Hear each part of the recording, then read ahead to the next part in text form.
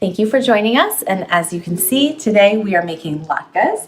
Hanukkah is very fast approaching, although I would say that these latkes are so good, crisp and delicious, that you may make them at other times of year as well. My typical ratio is 3 very large and long russet potatoes, 1 onion, 1 egg, and then I fry in grapeseed oil, but you can use another clean, flavorless oil, and then I salt mine at the end. The reason you use a russet potato is you're going to get a very consistent potato starch level that works well and gives a crisp latke. You want a really long, big potato because my first rule of an excellent latke is a long strand. So I have peeled 3 russet potatoes already. I have grated 1 onion already. I'm going to set these aside. I have an egg here. I have another egg at the ready just in case I feel like I need another egg. My onion has already been grated. This is 1 grated onion on an old-fashioned box grater. I've peeled my potatoes. I've shredded 2 of them, but I have one that's hiding in this bowl of cold water. And I'm going to pull it out, and I want to share with you how I like to grate a potato for best results when you're forming your little latke. This is going to help your latkes hold together well, and it's a long shred technique. So you're going to go this way. This is the reason I don't use a food processor, which usually cuts the potato the short way. I'm going to start grating. I'll move my bowl over.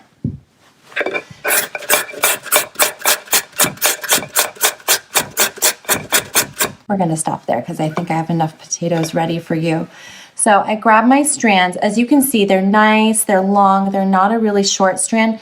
They're already kind of tangledy amongst themselves.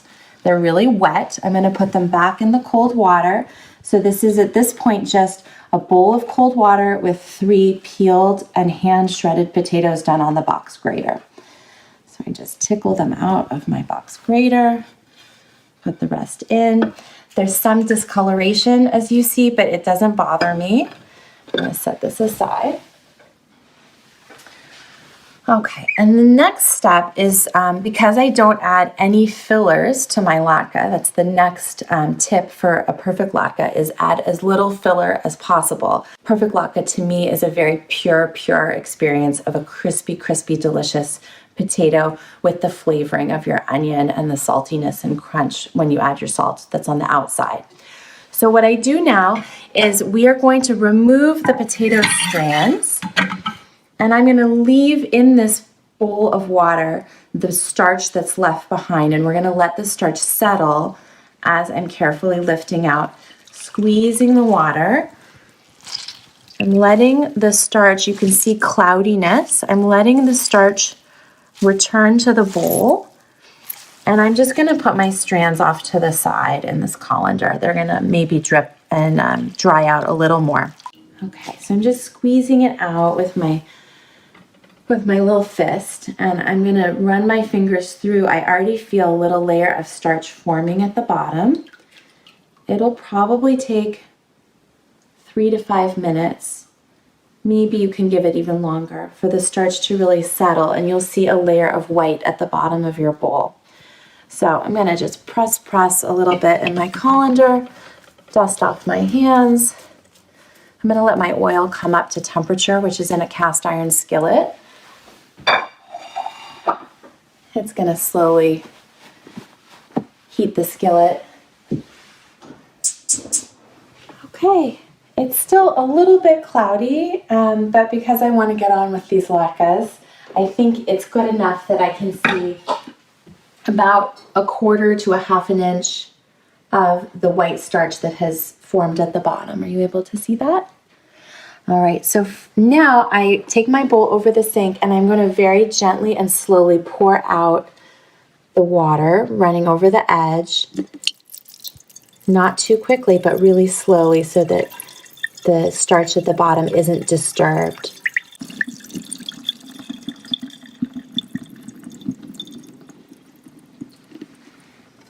All right, put my potatoes back in now. They're really nice and dry.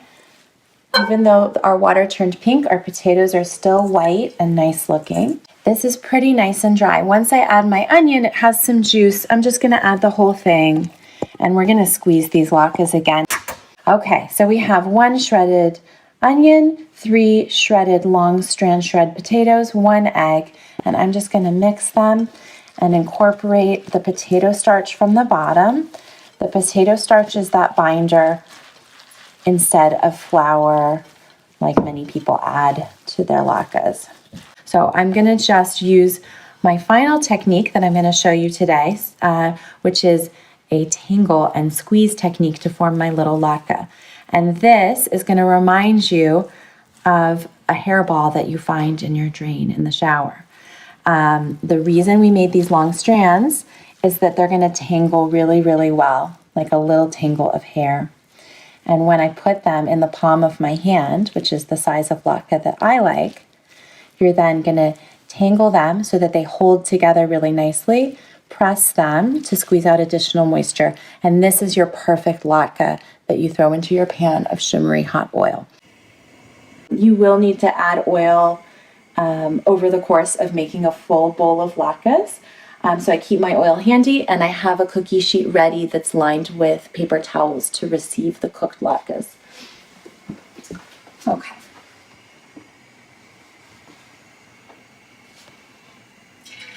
All right, so testing with a piece of potato, it looks great. I'm going to form a latke, show you how it goes. So we have this little guy. We've tangled. I press any additional liquid out just back in the bowl, and I'm going to lay it in.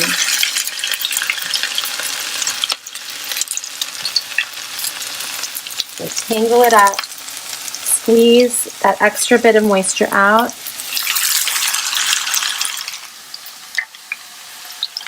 Okay. This is pretty nice and golden. It could go even a little bit further. Another way that you can tell that your latke has given off a lot of its moisture and the potato is very cooked is when you see fewer bubbles happening. So I kind of watch and I see vigorous bubbling here. That means that there's a lot of moisture cooking out and sort of boiling out of your latke and your potato. And then as that settles down and is a little bit less enthusiastic bubbling, then you know that your latke is getting more cooked and is really just turning golden. You don't want it to go too far. So this one is quieted down. These are getting ready to be turned. Still lots of liquid in those potatoes to cook. Again, I said these refrigerate really well. You can also just leave them out if you're doing them late night or early morning before an event. And you can freeze them if you're doing them even further in advance and then warm them in a 200 to 250 degree oven. I'm going to flip, and then I'm going to take some of these out and let them cool on a towel. You can look at them better after they've drained and cooled.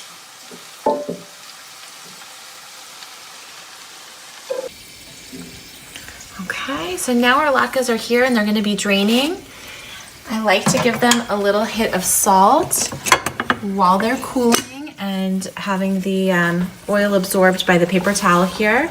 They need to cool a little bit, and look how golden they are. These are the most fantastic crispy latkes. They are creamy in the center, crisp and shaggy on the outsides.